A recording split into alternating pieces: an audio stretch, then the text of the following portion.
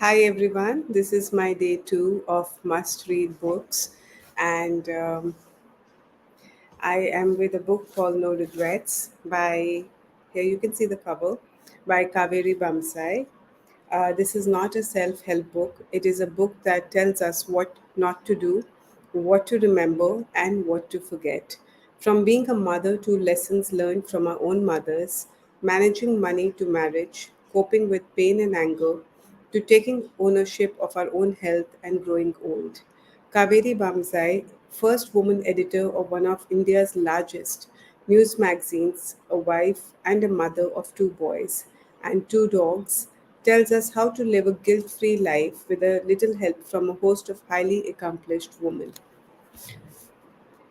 We are on chapter 2. So I will read this book to you and I will share with you chapter 2 and chapter 3 has advice from some of the most accomplished women we know. So we have Meenu Handa, then we have Farah Khan. So let me read this book, and we have Smriti Irani. So let me read this chapter, which is you will never win Mother of the Year. Okay, so let's go ahead with this book.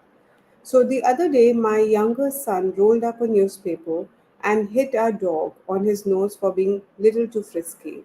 That's how you do it, he said triumphantly, with the confidence that can only come from being a 7-year old. You don't have to shout at someone to make them listen. This is what good parenting is about. The reference was clearly to me. He's not so good parent. I'm sure he won't like it one bit if I start whacking him on his nose every time he does something annoying, but clearly he seems to be prefer it to be a screaming match. Being told off by one's child is not a noble experience for a mother, certainly not for this mother. By the time your children enter adolescence, it's a great day if they deign to speak to you, and even greater day that they treat you like a human being. So I'm a mother of an adolescent, and I know that it's very easy to get your point across to your child and to make sure that not only they understand what you are saying to them, but they follow it up also. It's a painful task. Ask me about it. The point is that everyone has a theory about how to be a mother, even those you have to mother, and in my case, I'm sure the dog has one as well. You can be a tiger mom like Amichua and ensure your child grows up disciplined, which means no sleepovers, no play dates, no school plays, no complaining about not being in a school play, no TV, no computer games, no choosing their own extracurricular activities, no grade less than A, no being less than number one student in every subject except gym and drama, and not having an option but to play the violin or piano. It also means going into a battle with your child every day. So you can be a cheetah mom, which means you teach your. Okay, this is really interesting. And I would like you to pay attention to the kind of metaphor that is here. You can be a cheetah mom, which means you teach your children basic survival skills. In the case of actual cheetah, it is hunting prey and avoiding other predators, and then move on to creating a new family. I think this is pretty cool. You leave the sibling to take care of each other in a siblings group, which is surely the kind of collaborative qualities needed for a 21st century youngsters. If it sounds an awful lot like the French style of bringing up babe, it is because it is. French mamas are only too happy to teach their children the basic rules and then quickly expect them to grow into adulthood as a soigné and soft individual. And do, they do. All they need is occasional talk with a book and bag, and voila, perfect little macarons will emerge. It's hot here. I'm in Delhi and it's really sweltering, and it is just one fan in this room. So you can imagine every time when I'm doing this, or I'm trying to, I have not even come to that, but yeah. So coming back, or you can be, so no, we don't want to be a cheetah mom. And now, or you can be a helicopter mom. Well, I've been that. And which in India is now called the WhatsApp mom. So there you will be on WhatsApp obsessing about the color of art paper to be used in a class project, or the half mark missed because the teacher got careless, or the role in the school play that went to another child.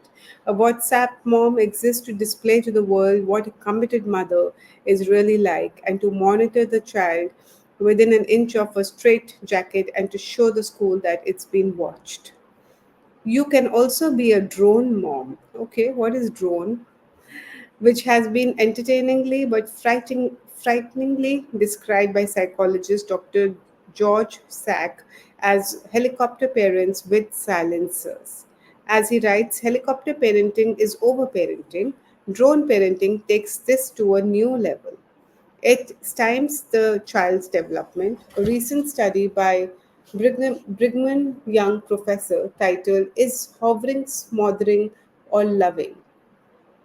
An examination of parental warmth as a moderator of relations between helicopter parenting and emerging adults find that regardless of your intentions, continually dipping in and out of your child's life to save the day is psychologically and relationally detrimental.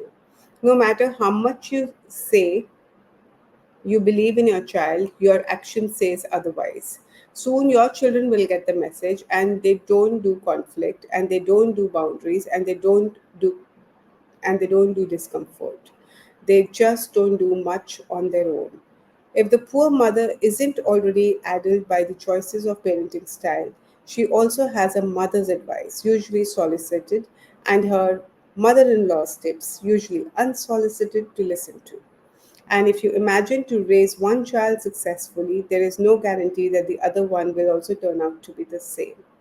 Please note, by successful here, I don't mean the proverbial Sundar Pichai or a Indira Nooyi level of success. I have more modest expectations.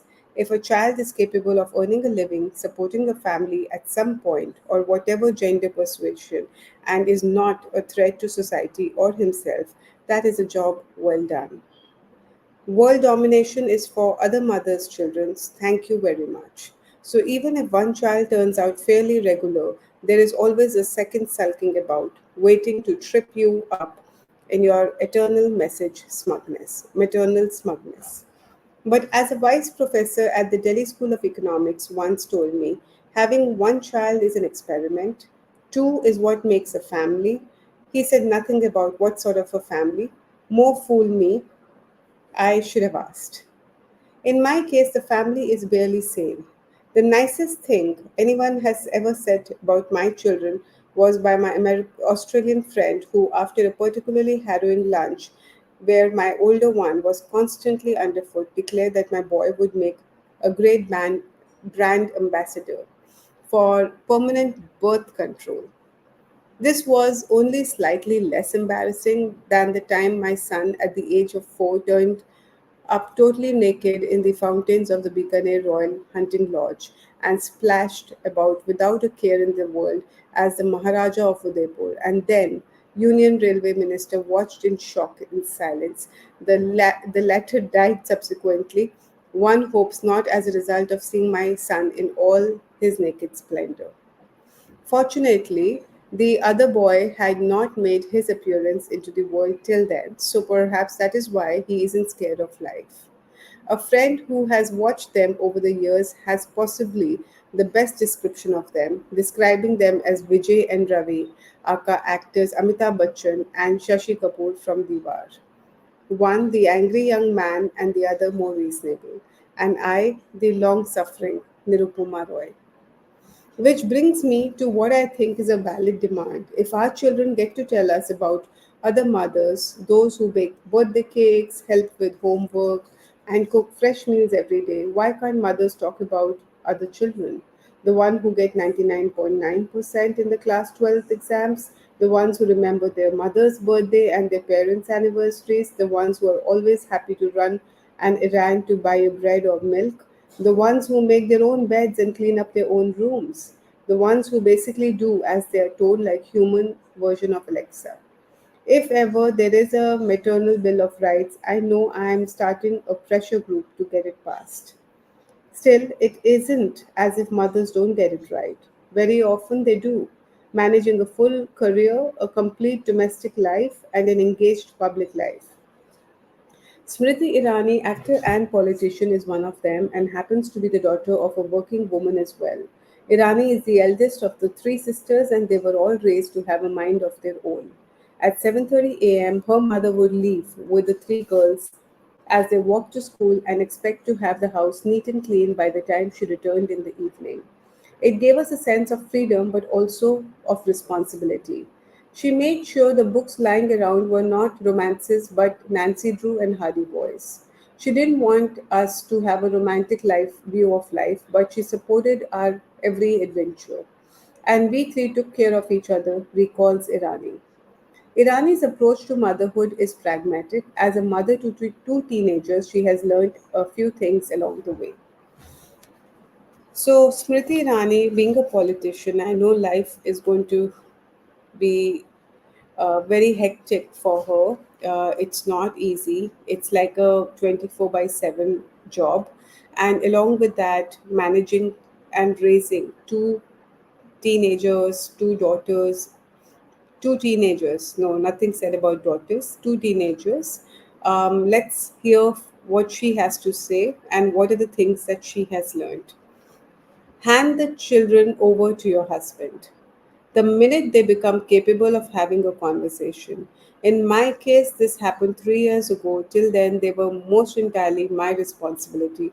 Make your children look out for each other. Rely on yourself. You are your own best advisor. Trust your instincts in everything. There's no need to be a part of a clique or a club. I didn't show up at any parties to network when I was a TV actor. In the BJP, I pay no attention to the gender stereotypes. As long as you are quick to react, sincere in your efforts, have a sense of humor, and are connected to reality, nothing can prevent you from serving your nation better. Don't create barriers for yourself. All your limitations are in your head. Don't treat motherhood as something you have to schedule. It is an intrinsic part of your life. Don't think of it as a tough. Ensure you always stick by your children, even if sometimes you have to grovel for them. Your work is important, but it should not define you. Your relationships should. Family is not a part of a puzzle you're trying to fit into. It is something you live every day, every moment. If a job changes you, it's not worth having. The worst thing you can do is to cling to your career, your office. If you want to cling to anything, cling to your dreams. Have a conversation with the children about your work. Don't let them live in a cocoon. My children now have the capacity to deal with various experiences. Grow with your children. My daughter mollycoddles me now. My son disagrees with me on many counts but does so respectfully. But by sharing your life with them, you will ensure they don't bear grudges or harbor ill will towards you. And may I add, rely on the large doses of humor and compassion from people living or dead. Irma Bombeck is a special favorite with me, an American humorist. She's funny and smart, and though she died in 1996, everything she says seems to ring a true even today. So my mantra one comes from her book. If life is a real bowl of cherries, what am I doing in the pits? As she says, nothing is sub, suburbia is so awful. Your children's dirty underwear, your husband's snoring, your babysitter's arc attitude that cannot be treated with laughter. This leads me to mantra 2. Why they call me dirty Kaveri? Because yes, they give me all the shit jobs. Read Deborah Levy, whose experience of motherhood is almost as complicated as that of Rachel Cusk. Levy writes in Things I Don't Want to Know, like everything that involves love, our children made us happy beyond measure and unhappy too, but never as miserable as the 21st century patriarchy made us feel. It required us to be passive but ambitious, maternal but erotically energetic, and self sacrificing but fulfilled. We were to be strong modern women while being subjected to all kinds of humiliations, both economic and domestic. If we felt guilty about everything, most of the time we were not sure what it was we actually had done wrong. We assume that we are our children's keepers and make ourselves responsible for every action of theirs, good, bad, ugly, indifferent, even if being their keeper is the dirtiest job in the world. And here comes mantra 3. It ain't over till the fat lady, that's me, sings, and the fat lady never sings. Motherhood is a lifelong condition, and if you don't develop coping mechanism, it can overwhelm you. You can't let it be the only thing that defines you. What if, in the worst case scenario, your child turns to be the out of the apocalyptic, like the Kevin in Lionel Shriver's anti-parenting anthem? We need to talk about Kevin. It's no spoiler when I say the fictional Kevin, a teenager who murders seven fellow high school students, a cafeteria worker, and a much adored teacher who tried to befriend him, is a child destined to wreak havoc on the society. His publisher mom can see where he's headed. To be fair, as a child, he gives every indication of being a psychopath by destroying her beautifully designed study, tampers with the brakes of the neighboring boys' bikes, blinds his sister with one eye, and falsely accuses his drama teacher of sexual harassment. But she's unable to prevent the massacre that happens. Grim stuff. In today's toxic world, raising children has become a hazard. Even Sweden, the archetypical welfare state, doesn't have any answers, at least according to Erika Commissar of the Wall Street Journal, who writes.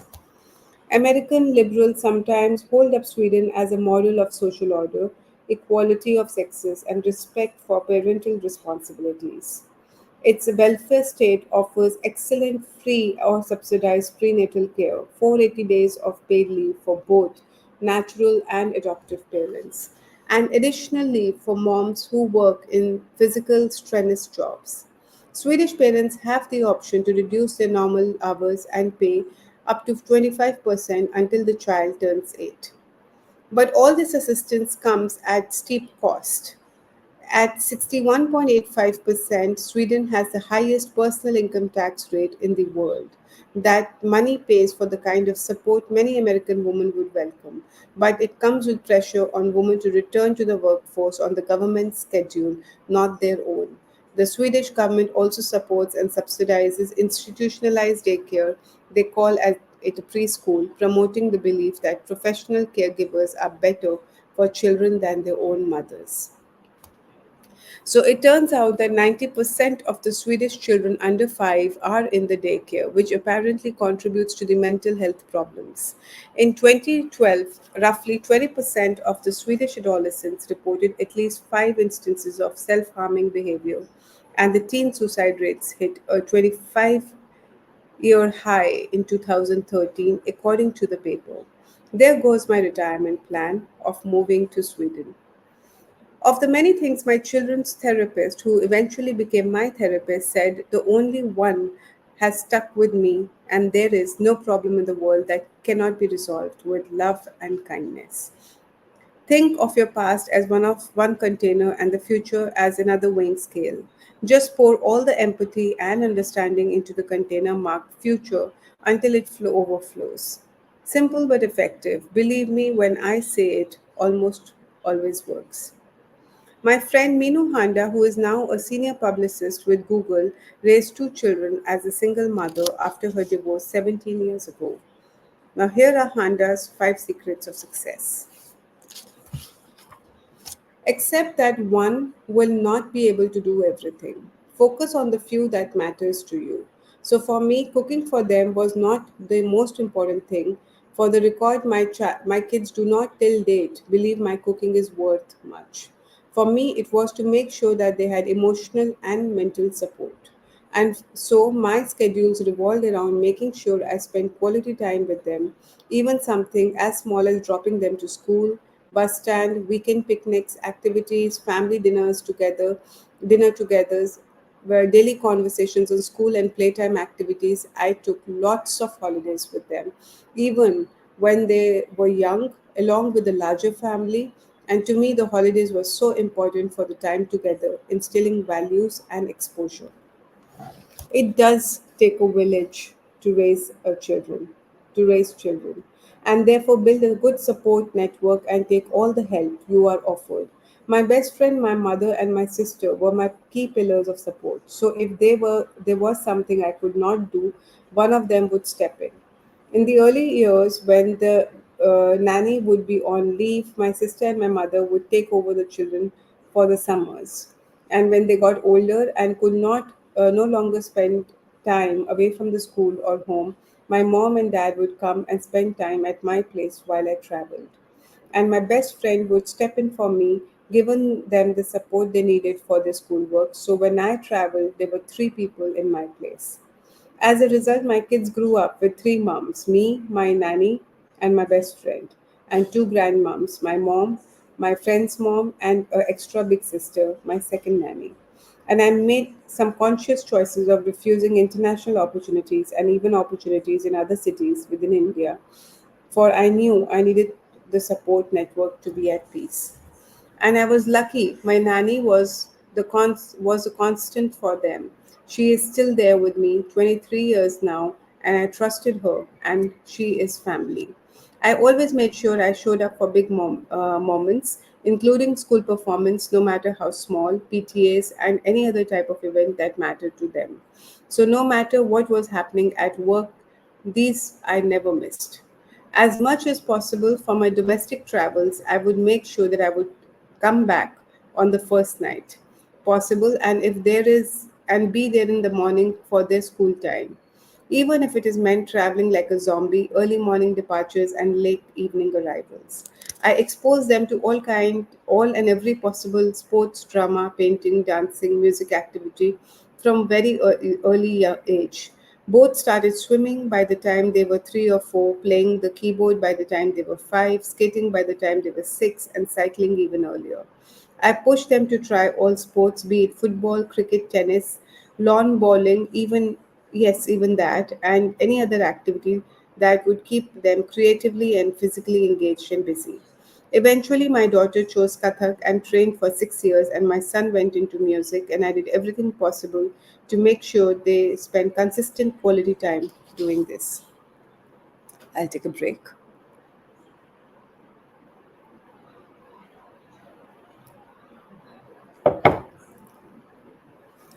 So, yes, so do I believe that you need a good support system to raise children, and you cannot do it all alone. And for those people who don't have a big family or siblings or very close friends who or the kind of money that is required to afford a nanny, uh, at least keep that as your goal somewhere back in your mind. And I'm sure if you manifest this kind of support system to come by your way, it will come by your way sooner. And just hold on to that thought. Don't let it go from your mind, so that very soon your children are in safe hands, and you are also able to multitask and do much more in life that you set out to do. Motherhood is a thankless job because it doesn't come with a manual.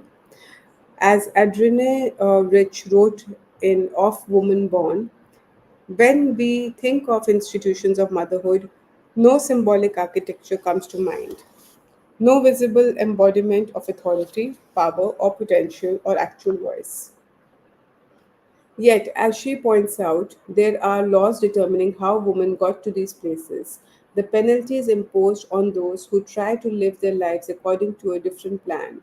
There is an art depicting mothers in an unnatural serenity or resignation.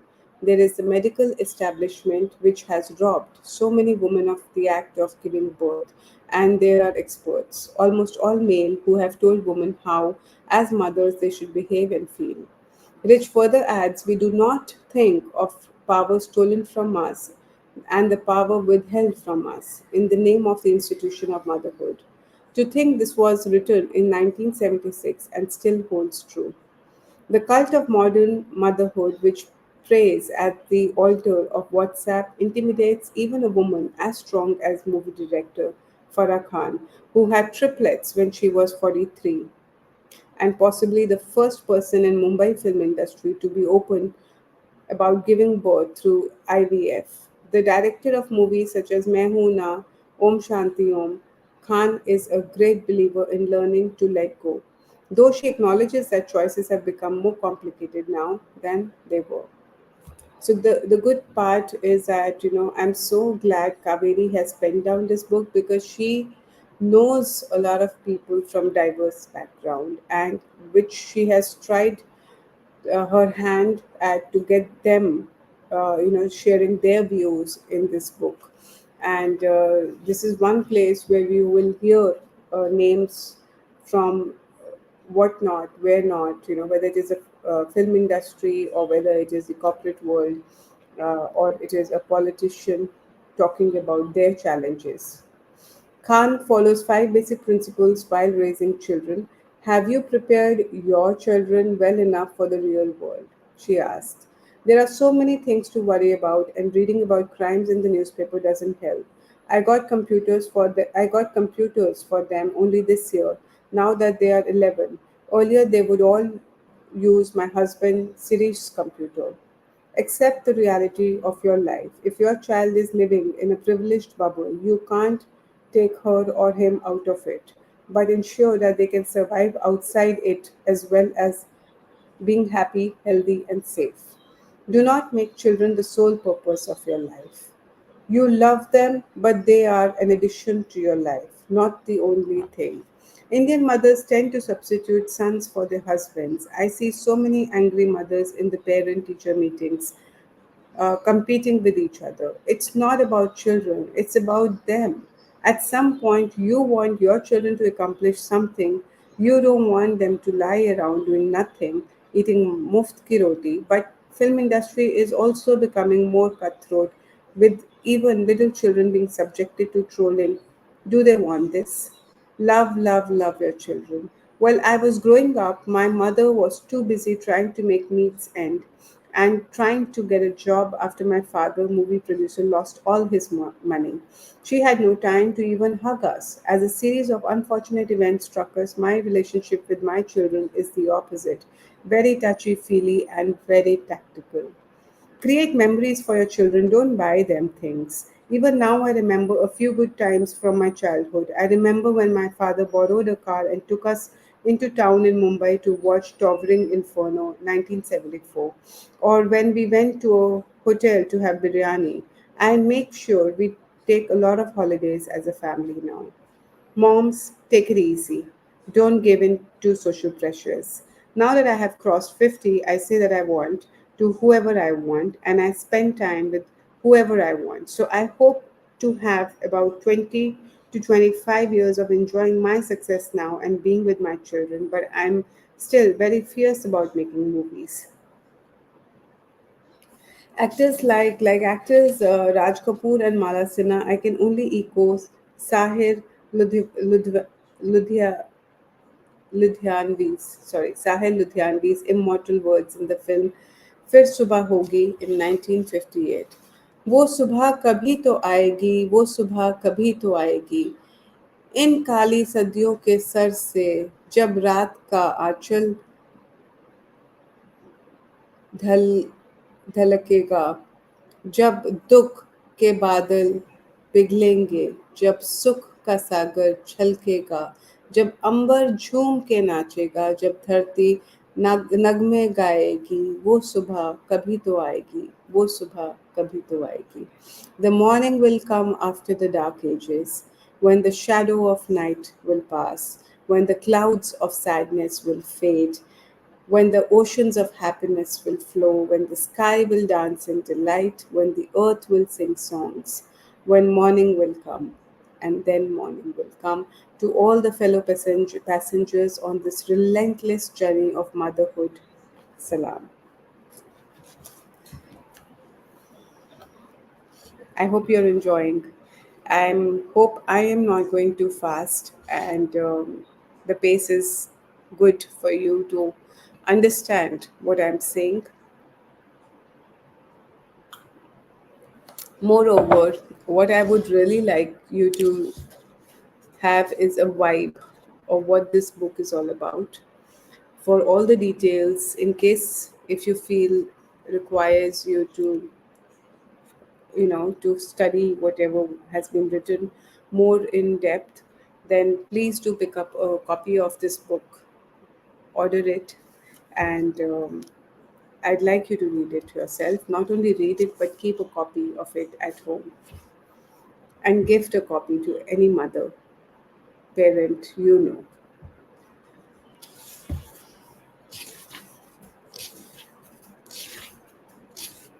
So I've done chapter 2 and I can also do chapter 3 now with the time we have.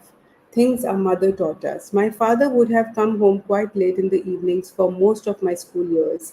I cannot imagine how my mother did it, but she would wake my brother and I at 5 a.m. every morning in the summer, 5:30 a.m. in the winter, cook us breakfast, drop us to the school bus stop, pick us up at 1:30 p.m., have lunch ready for us, including a bottle of Coca-Cola for me till George Fernandez ran the company out of the country after Janata Party came to power. She would then leave us to our own devices for a couple of hours in the afternoon while she took a quick nap, which meant my brother would wander off next door to play cricket with his best friends, while I would roll out the blackboard, wear my grandmother's sari, and pretend to be a school teacher. As the evening rolled in, 5 p.m. meant homework at the dining table with my mother cooking our dinner, which we would eat by 9 p.m. before being packed off to bed. Most days we barely saw our fathers, who became our buddy much later in life once he stopped spending nights out with his own buddies. Over the weekends we were allowed to stay up a little later only because our grandparents would have demanded that my mother cook them a good meal so that they could come over. This, being a Kashmiri Pandit household, meant a good meal was a code for at least two kinds of mutton dishes as well as rice, a vegetable dish, and dal. Yet I don't recall my mother ever complaining, and it was only when I spent some time examining her life as a young woman instead of as a primary caregiver that I realized how much she had sacrificed. Not only like Portnoy's mother, who was described in Terry Apter's in Difficult Mother, Understanding and Overcoming Their Power, as a patron saint of self sacrifice and one of the outstanding producers and packagers of guilt in our time. There are pictures of my mother only 20 when she got married, 21 when she had my brother and 24 when she had me. Looking lovely in her sari tied in a bun in a diaphanous chiffon sari which she still has in a suitcase somewhere sitting beside my father who was all Gregory Peck, quiff, dark glasses and tan.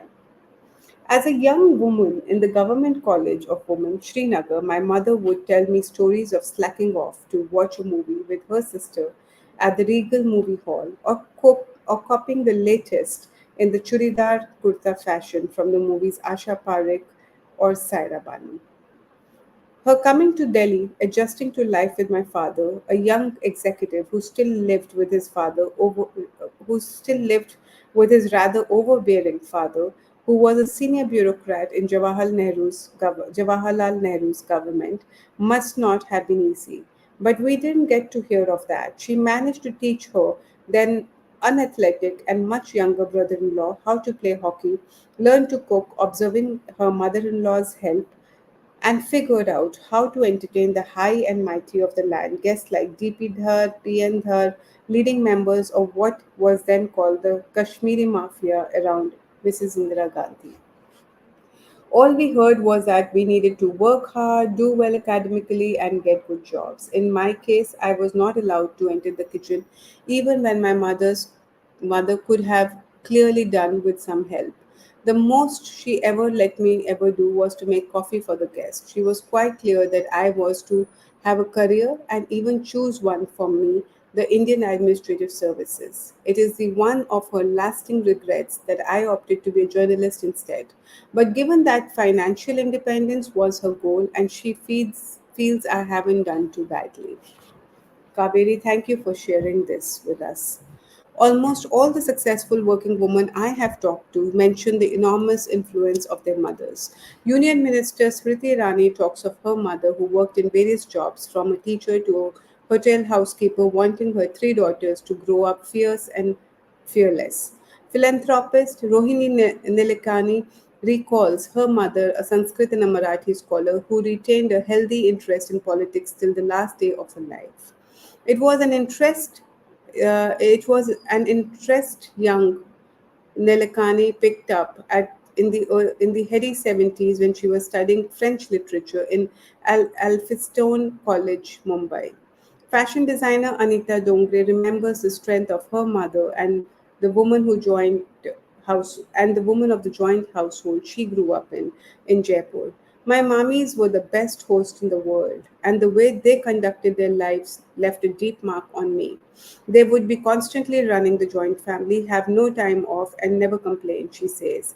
Her parents moved to Mumbai just before Dongre left to college, and she remembers she could bring home five friends anytime, and her mother would always have a snack or a smile ready. She raised three boys and three girls and still had the time to stitch clothes for all of us, she recalls. Over and over, mother as role models are leitmotifs in almost every woman's life. Vidhi Duggal, blogger at Mom's Presso, says her role models are her mother, who runs a beauty parlor, and her sister, who's a teacher. They inspire me with the way they have balanced their professions and families, and they have created their own identity and are strongly opinionated, yet at the same time bind their family firmly with love and care. Dougal used to work as a primary teacher after she got married and started working as a makeup artist and a hairstylist in her mother's salon after 3 years of working as a teacher. It was my dream profession. I love doing makeup for brides and loved to see their faces lit up when they looked at themselves in the mirror. The best part of my profession was to see the happiness of my clients' faces when I gave them haircut or change the way they look. She gave that up after her young daughter was born, is now a stay at home mother and a blogger. Yet another mommy blogger, Deepa Jaisingh, who gave up her career as an executive assistant to a series of bosses to become a blogger and now stay at home mother in the United Arab Emirates, says she has always admired her mother, who worked 19 years in the government postal department. She is the reason I am so strong, and she has always shared the responsibilities with my father and never allowed anyone to think less of the girl children. She has raised us all equally, no difference between girls and boys, and we were taught what we liked, and we were never forced to go against our will. And that's why mothers are wow, mom upside down.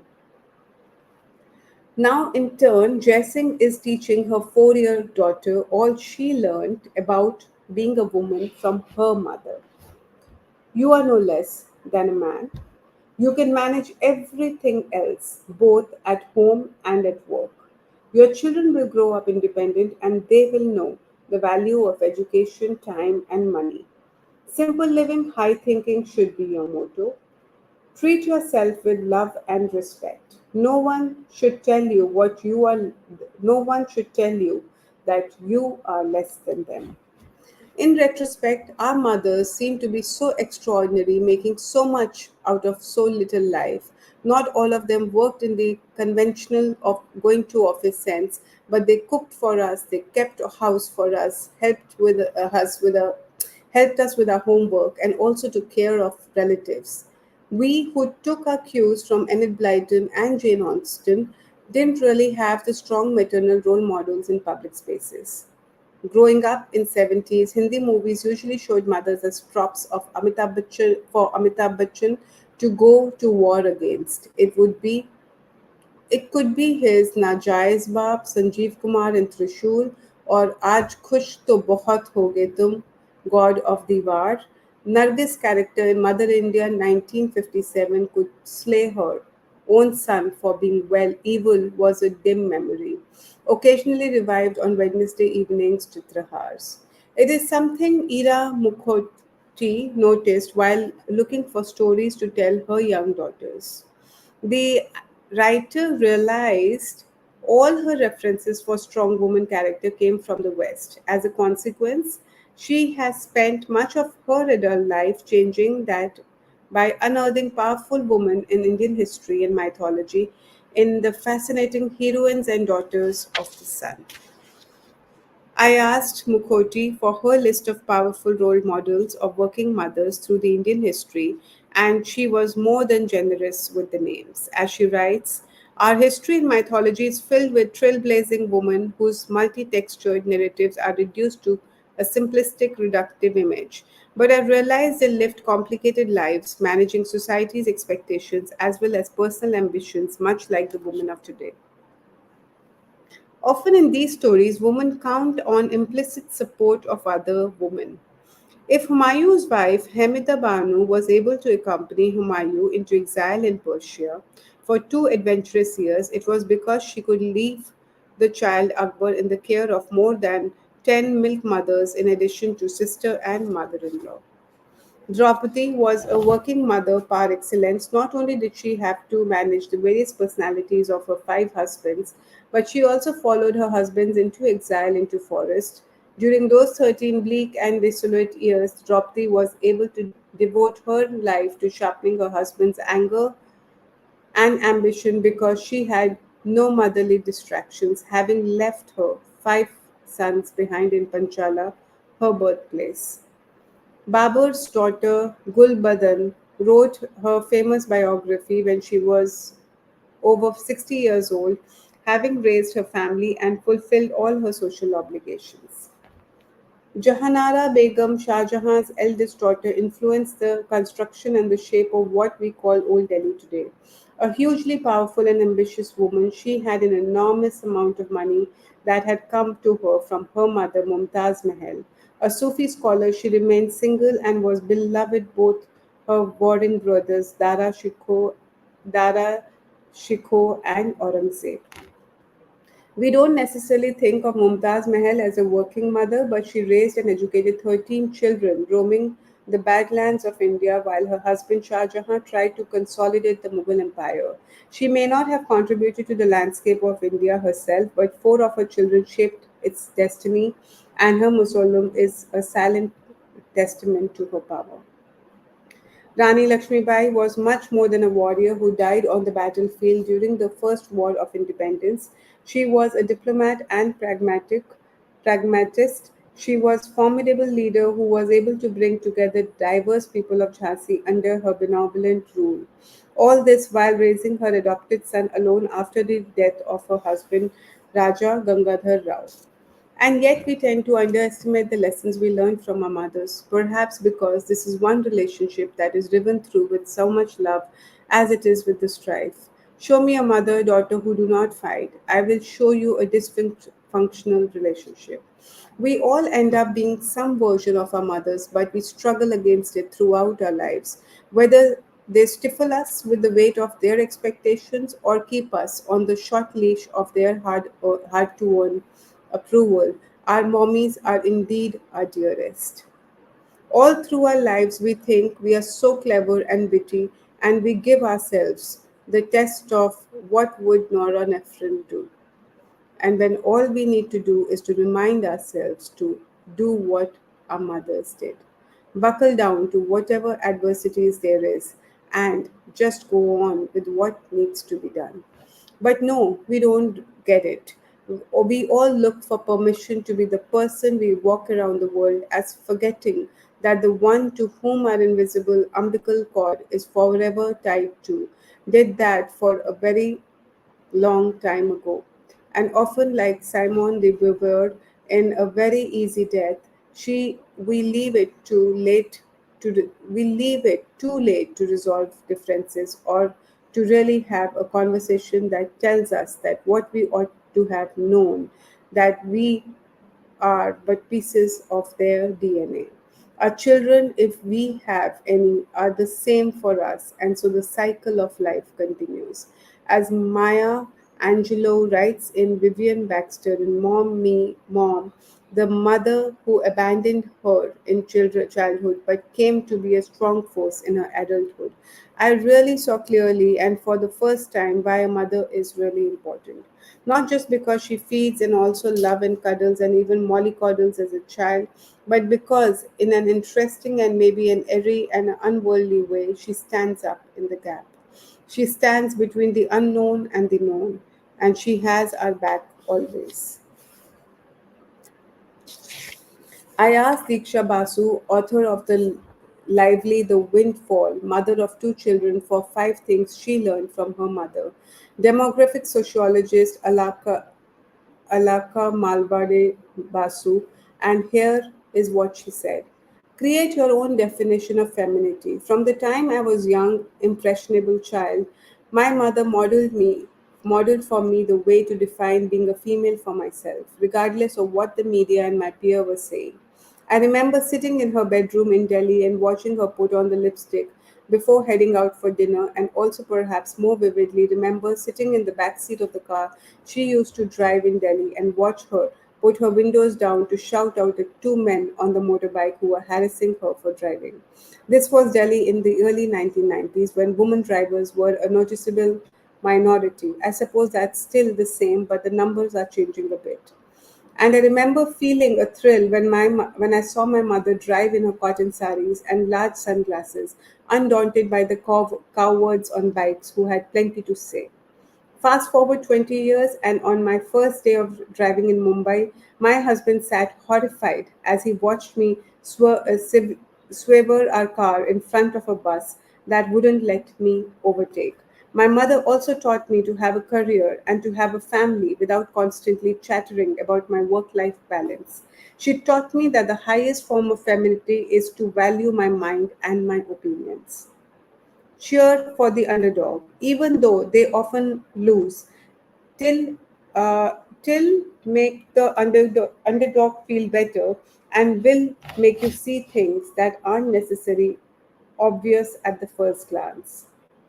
Laugh at inappropriate times. I heard my mother waking up in the middle of the night laughing hysterically from some dream she had, but I've seen her having to inch her way out of a very formal and a serious chamber music concert, muffling her laughs through the echoing auditorium. I have also seen her bent over in a corner laughing at a funeral, trying to mask the laughter as tears. She's not going to be thrilled about me telling you this, but she'll tell you. She laughs not because she thinks something is funny, but when she's uncomfortable, and that's the best response to discomfort. Relate to people, find things in common with people, even if this means a little white lies from time to time. I've heard my mother, a Maharashtrian, claim to be Bengali in a grocery store in New York. In her defense, my father is a Bengali, and my mother, who speaks the language fluently, is now an honorary Bengali. And the grocery store owner got so excited he chatted for 20 minutes and refused to let her pay for the lemons she was buying, and now shouts, "Come on, Ache," at her whenever she walks past. She feels good, she feels good, he feels good, she feels good, and they have a connection, and who cares where you were really born? I also say that. Come on, Ache. Okay, so love language and literature. My mother turned me into first a reader and then a writer. And when I was a confused and anxious adolescent, she handed me a copy of The Sorrows of the Young Weather. And I read and reread and clutched at that book until I felt better. She taught me to find comfort in reading and writing, and she taught me to look outside myself and into the books if I ever felt lonely. Even now, when I am feeling down, she tells me to write it down, and in keeping with the laughing at the things, reminds me to find the humor in how I'm feeling or what I'm seeing and tuck it away a book or an essay. She doesn't encourage me to waste time indulging my every feeling and emotion, and I'm forever grateful. Break the rules. I am making this the sixth one since I was asked for five, and my mother would surely approve. If breaking some rules will improve the game without hurting anyone, go ahead and break the rules. So that is the end of chapter 3. And voila, we're doing well. And I hope you're enjoying this must read books. So I'm going to do this daily, and it is a commitment that I've made to myself. And I hope that you will pick up this book. Why I'm saying that time and again is not to promote this book or promote Kaveree Bamzai, but to promote this book because there are a lot of references she has given. There are a lot of names. Probably my pronunciation is so bad at those names that I have taken, or the names of the books that she have mentioned in French or in some other language. So hard for me, but these are the books that you may want to search around on the Google also to see what these books have to say or what these people have to say, because Kaveri has so much going on in her head and mind, and she's so well read that she can pop out names from places, at the drop of a hat, and so many names in this, so many mentions in this book, that I really would like you to go through those names and search them around. And if they are interesting for you in any which ways, just go ahead, read about them. So that's it from me, and hope you have a great, great Friday, a great weekend ahead. And we are going to take more chapters on the weekend, and I think we'll be able to complete this book in few sessions next week, and then we also need to pick up another book after this. So if you have any references, anything that you want to share, any recommendations, please do share with me something that could be of common interest to everyone. Now, since this is more about motherhood and parenting and no regrets, that the woman should not feel guilty of the way they are living their lives, I think the next book should be not on similar lines, something different.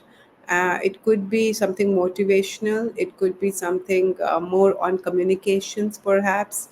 So let me know what you think, and let's continue with this tomorrow. Thank you, and a very good evening to all of you.